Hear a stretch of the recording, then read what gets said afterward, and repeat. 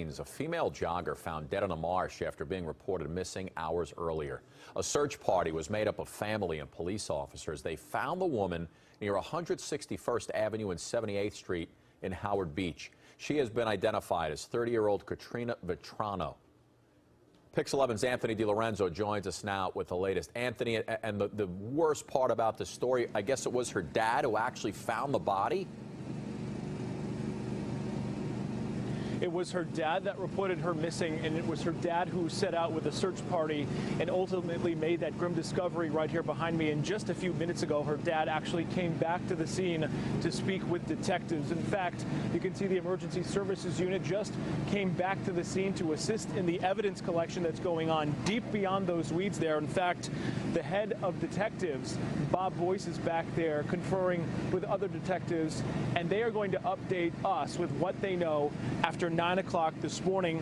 This whole story started to unfold yesterday after Vetrano went jogging and was reported missing, and then her body was ultimately found in there beyond the brush. The victim identified, of course, as we've been telling you all morning, 30-year-old Karina Vetrano. She lived and worked here in Howard Beach.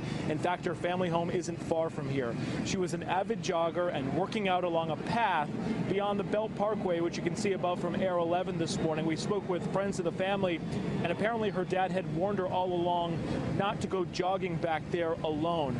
Alarmed that she never came home yesterday, her dad, who's retired to FDNY, called police and reported her missing around 5. A search party went out and then made the discovery of her body here off 161st Avenue and 78th Street before 11 last night. Crime scene investigators now working to figure out how she got there and what happened. Neighbors, though, and everyone who knows the family, desperate for answers as well. Usually, she always went jogging with her father inside the fields. But yesterday, she went on her own. After a few hours, they discovered that, she didn't come back. And she was, a lovely girl. Really, when she passed by, she knocked the eyes out of the guy's, head, and it's just a shame, She's a young, beautiful young lady. And, for this to happen. So as we wait for word as to what happened to her, we know that the medical examiner will now take the body and determine that through an autopsy, where they will conduct that autopsy to determine the exact cause and manner of death. We also saw detectives going house to house here, some very stately houses here on this street, many of them with surveillance cameras. Maybe that could help clue them into exactly what happened, but so far they're not saying anything.